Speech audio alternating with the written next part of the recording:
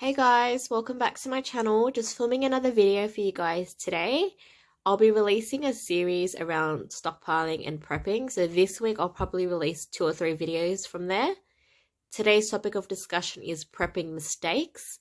So the first point I could think of is panic buying and paying full price for it whilst doing the stockpile. So these are people that go out and stockpile all in one hit and pay full price for items.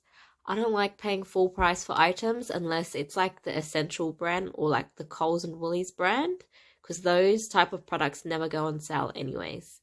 So you shouldn't panic buy and do everything all in one shop because it'll be costing you more and you'll be getting less in return in terms of products.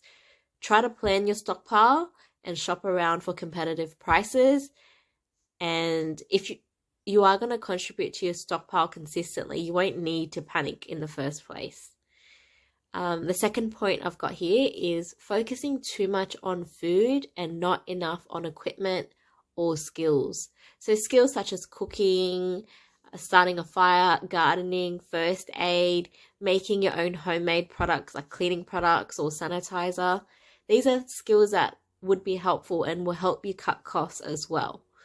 So, for example, how are you guys going to cook your food if the electricity cuts off? Right, for me, I have a backup gas stove. I have 2. Some of you guys might be living in a rural area and you have the capacity to start a fire. I can't do that because I'm in the city. I'll probably get arrested if I try to start a fire.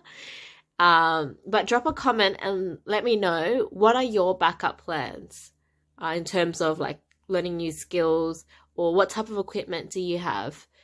What are you gonna, I guess, go to if your electricity cuts off? How are you gonna cook your food? And the third point I've got here is buying cheap food. So when it's on sale, but you don't really like eating it, or you're buying new food and you're stockpiling on it and you've never tried it. That's a pretty big mistake in my opinion. For example, if you guys watch me regularly, you know I don't like baked beans. I don't normally eat baked beans. But prior to this, my dad did purchase a couple of baked bean cans for me, and he didn't know that I didn't like eating it. And it's kind of just sat in my pantry, and it's now gone past its best before date. And I'm struggling to find, I guess, recipes to add the baked beans into because I don't want to waste the food, obviously. But if you're buying something you don't like eating, you're going to struggle rotating it. So that's why I stress the importance of only buying things you enjoy eating and items that you eat quite consistently. That leads into the fourth point. It's so important to rotate your stock, guys.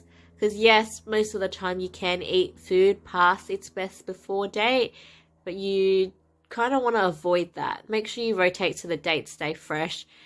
It just gives you more safety, I guess, in terms of the food still being in good condition as well. Number 5, not storing your food correctly is also a mistake. I'm quite lucky because I do have a nice, cool and dry space where I can put my stockpile items, and I haven't had any issues.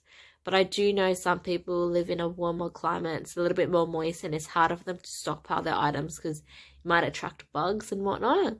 But drop a comment down below and let me know what your tips are in terms of how you keep your items in the stockpile without attracting bugs and stuff like that. And my 6th point I have here is procrastination. So people that wait last minute to stockpile and then getting stressed out. So guys, you won't get stressed out if you're continuously buying a little bit extra each week. But you definitely will be stressed out if you go to the shops and you find the shelves empty, especially if it's items that your family eat regularly.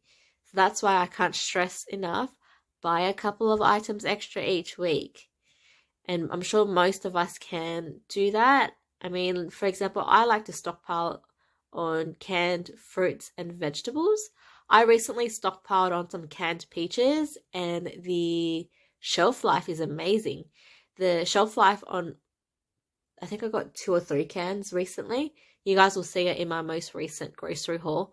But the shelf life, it doesn't expire until 2025. And I'm sure you can eat it past that date a little bit as well.